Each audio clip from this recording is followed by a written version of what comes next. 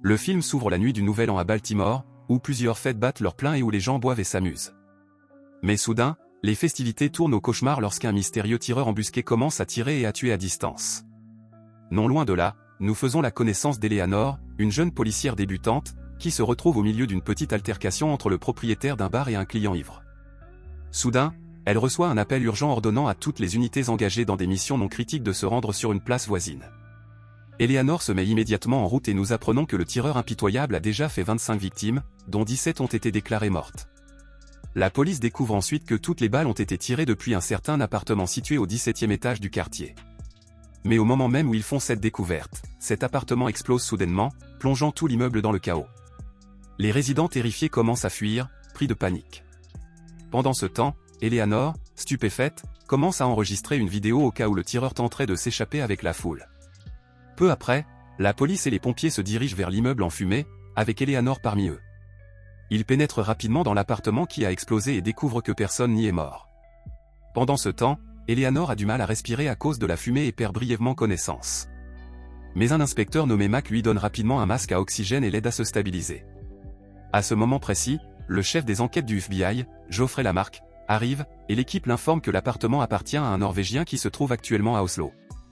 La scène se déplace ensuite au commissariat, où Lamarck expose à l'équipe les points clés à garder à l'esprit pendant l'enquête. Plus tard, on le voit suggérer au vice-gouverneur Capleton de fermer toutes les autoroutes pour empêcher le tueur de s'enfuir, mais Capleton refuse, affirmant que cela provoquerait la panique parmi la population, ce qui serait préjudiciable à l'image du gouverneur. Par la suite, on voit Eleanor et un autre policier discuter du tueur, ce qui attire l'attention de Lamarck. Il demande alors l'avis d'Eleanor, et elle suggère que le tueur cherche à satisfaire une sorte de besoin intérieur. C'est pour cette raison qu'il a fini par tuer 29 personnes, sinon, il aurait pu s'arrêter après 2 ou 3. Lamarck, surpris, demande pourquoi il n'a pas continué à tuer, et Eleanor répond qu'il avait peut-être satisfait son impulsion pour cette nuit-là. Elle pense également qu'il frappera à nouveau bientôt, et Lamarck est frappé par le poids de ses paroles. Le lendemain matin, Eleanor reçoit un appel de son supérieur, qui l'informe que Lamarck souhaite la rencontrer dès que possible. La jeune femme, perplexe, se rend dans un bar, où elle retrouve Lamarck en train de discuter avec Capleton, qui continue de refuser de prendre la moindre mesure de précaution. Après le départ furieux du vice-gouverneur, Eleanor s'assoit avec Lamarck, qui lui révèle vouloir l'intégrer à l'équipe du FBI. Cela la bouleverse, et Lamarck lui explique que ce n'est pas seulement pour son intuition aiguë, mais parce qu'elle semble avoir un esprit aussi tordu que celui du tueur. À ce moment précis, le détective Mac arrive, et Lamarck annonce que désormais, tous les 3 travailleront en équipe.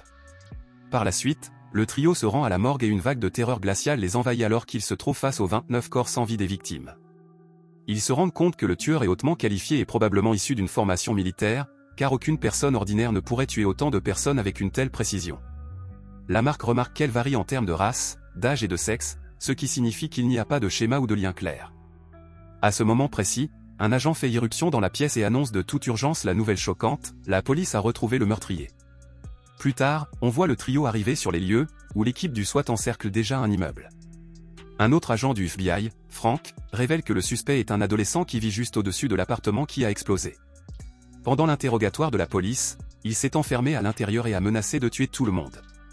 Mais malgré tout cela, Lamarck ne croit pas que l'adolescent soit le meurtrier. Le garçon est pris de paniquer, dans une tentative désespérée de s'échapper, il saute par la fenêtre de sa chambre, tombe et meurt. Après ce drame, la police découvre que le garçon n'avait aucune arme, ce qui signifie qu'il s'agissait d'une fausse piste. Frustré, Lamarck décide de contacter les peintres, qui avaient été engagés par le propriétaire pour repeindre l'appartement il y a 2 ans, car ils avaient alors accès aux clés. Lamarck demande à chacun où il se trouvait le soir du Nouvel An, et tous fournissent des alibis solides. La scène se déroule ensuite quelques jours plus tard dans un centre commercial, où l'on voit un homme âgé qui essaie un vêtement et, alors qu'il en prend un autre à essayer, un autre homme entre dans la cabine d'essayage. Peu après, l'homme âgé se plaint que ses vêtements ont disparu de la cabine. Pendant ce temps, dans les toilettes, on voit un type mystérieux qui se lave avec du gel douche, on découvre que c'est lui qui a volé les vêtements du vieil homme. Un autre type qui l'a remarqué est dégoûté et prévient la sécurité. La sécurité se rend immédiatement aux toilettes, mais le voleur a déjà disparu. Heureusement, il l'attrape à la cafétéria, où il tente de voler des restes de nourriture. Les agents lui demandent à plusieurs reprises d'ouvrir son sac, mais il refuse obstinément. Et puis, soudain, voici ce qui se passe. Eleanor se trouve dans un magasin d'armes, où elle interroge le propriétaire pour recueillir des informations sur l'arme utilisée par le meurtrier. mais leur conversation est brusquement interrompue lorsqu'elle reçoit un appel concernant un horrible incident. Eleanor arrive rapidement au centre commercial, et son cœur se serre lorsqu'elle voit les lieux jonchés de nombreux cadavres de civils et d'agents. Elle rejoint ensuite Lamarck et Mac dans la salle de sécurité, où ils examinent toutes les images des caméras de vidéosurveillance. Ils découvrent que le tueur est mince, blanc et mesure plus d'1,80 m, mais son visage est caché par une capuche sur chaque image. Ils remarquent sa chemise originale avant qu'il ne se dirige vers les toilettes et décide de la récupérer pour une analyse ADN. Eleanor observe attentivement et affirme que l'homme n'est pas venu ici pour tuer, mais pour se procurer de la nourriture, des vêtements et se laver. Il remarque également qu'il n'a pris que des légumes dans son assiette, ce qui indique qu'il est végétarien. Lamarck souligne à quel point il a tué tout le monde de manière impeccable, laissant entendre qu'il a non seulement été formé par l'armée, mais qu'il est également issu d'une famille de tireurs d'élite. Malheureusement, les policiers ne parviennent pas à retrouver les vêtements abandonnés dans les toilettes, car ils ont déjà été emportés par le camion poubelle avant la fusillade. S'accrochant à un mince espoir, Mac et Eleanor se rendent rapidement à la décharge et cherchent frénétiquement les vêtements du tueur parmi les montagnes d'ordures. Ailleurs, Lamarck subit une forte pression de la part de ses supérieurs et de Capleton, qui ne se soucient que de protéger l'image du gouverneur. Mac et Eleanor, quant à eux, reviennent avec les vêtements du tueur, ce qui leur offre à tous une lueur d'espoir. À ce moment précis, un présentateur de télévision diffuse les images de l'incident au centre commercial, exhortant les téléspectateurs à le contacter s'ils ont des indices sur le meurtrier. Eleanor poursuit son enquête sur les 3 peintres en bâtiment et, après avoir examiné les relevés bancaires de Rodney, elle est choquée de découvrir qu'il cumulait plusieurs emplois.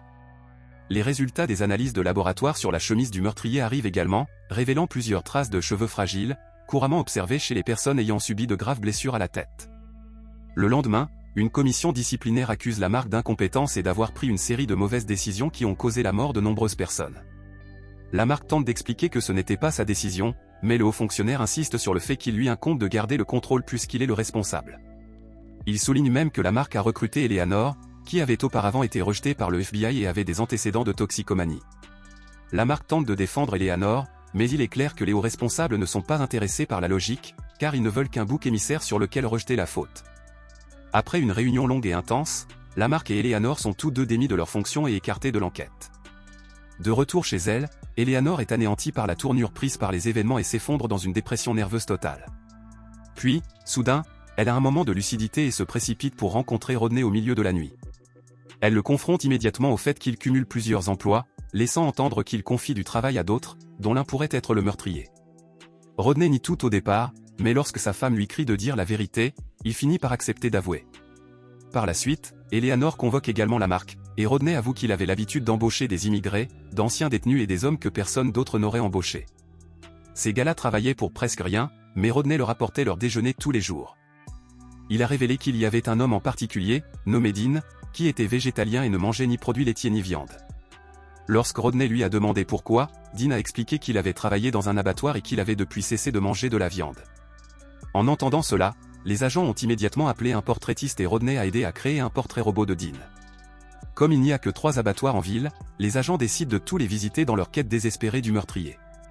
Ils montrent le portrait à divers employés et demandent si quelqu'un reconnaît l'homme, mais sans succès. Heureusement, dans l'un des abattoirs, une dame âgée le reconnaît immédiatement comme étant Dean Posey. Elle le décrit comme une personne introvertie et travailleuse qui n'a jamais causé le moindre problème. Plus tard, Eleanor lit le dossier de Dean et découvre que son père était dans l'armée, tout comme son instructeur de tir. Peu après, ils arrivent chez la mère de Dean, où Eleanor veut appeler Mac pour demander des renforts. Mais Lamarck la presse de ne pas le faire, car appeler Mac signifierait que tout le FBI se précipiterait sur place, risquant de faire capoter l'opération. À ce moment précis, la mère de Dean, Madame Posey, arrive, et les agents commencent à l'interroger sur son fils. La femme semble au courant de ses agissements, mais refuse de coopérer, craignant qu'il ne le tue. Elle raconte que Dean était un enfant heureux et intelligent, mais qu'à l'âge de 6 ans, son père lui a accidentellement tiré une balle dans la tête, manquant de peu de le tuer. Dean a survécu à ses blessures, mais il n'a plus jamais été le même. En grandissant, il a commencé à mépriser le monde qui l'entourait et s'est isolé socialement. Dans un rebondissement choquant, Dean tire sur Lamarck depuis la cabane et le tue sur le coup. Madame Posey exhorte Eleanor à ne pas bouger, sinon elle mourra elle aussi. Elle rappelle à Eleanor sa promesse de garder son fils en vie et lui demande comment elle compte s'y prendre. L'agent terrifié remet alors à Madame Posey son téléphone et son arme, et lui demande de convaincre Dean de se rendre. Cela dit, Madame Posey sort et supplie son fils de mettre fin à la série de meurtres et de se rendre. Cependant, comme Dean ne répond pas, la vieille femme devient de plus en plus frustrée et, de manière choquante, met fin à ses jours. En voyant cela, Dean, rongé par le remords, sort enfin de la cabane et entre dans la maison principale, toujours l'arme à la main. Il révèle alors à Eleanor que sa colère ne provient pas d'une rancune personnelle, mais du fait qu'il déteste profondément la société moderne. Eleanor lui dit gentiment qu'elle comprend pourquoi il méprise la société, car elle aussi a parfois éprouvé des sentiments similaires. Eleanor accepte cette demande, mais à ce moment précis, une voiture de police arrive, bouleversant les deux protagonistes. Dean pense qu'Eleanor l'a trompé, alors il la frappe avec le fusil et la traîne à la cave pour l'attacher. Dehors, un agent ordonne à Madame Posset d'ouvrir la porte, mais Dean ne perd pas de temps et lui tire dessus. D'autres policiers arrivent rapidement et encerclent la zone, tandis qu'Eleanor supplie désespérément Dean d'arrêter. Eleanor profite du chaos et mord brutalement Dean au cou. Il est gravement blessé, mais au lieu de réagir, il l'épargne et sort avec un fusil. Quelques instants plus tard, Eleanor parvient à se libérer et titube hors du sous-sol. Elle trouve Mac dehors et lui dit d'un ton pressant que Dean est blessé mais toujours en vie. Pendant ce temps, on voit le meurtrier s'enfuir dans les champs derrière sa maison. D'autres voitures de police envahissent les lieux et finissent par le repérer à terre, le cou ensanglanté. Alors que Dean lève lentement son arme une dernière fois, les agents tirent une rafale de balles et mettent enfin un terme à sa misérable vie. Dans la scène finale, Eleanor rencontre son supérieur et Capleton, qui insiste pour que toute l'opération reste secrète, afin que tout le mérite revienne au FBI et au gouverneur. Il lui propose même un poste d'analyste du renseignement au FBI en échange de son silence.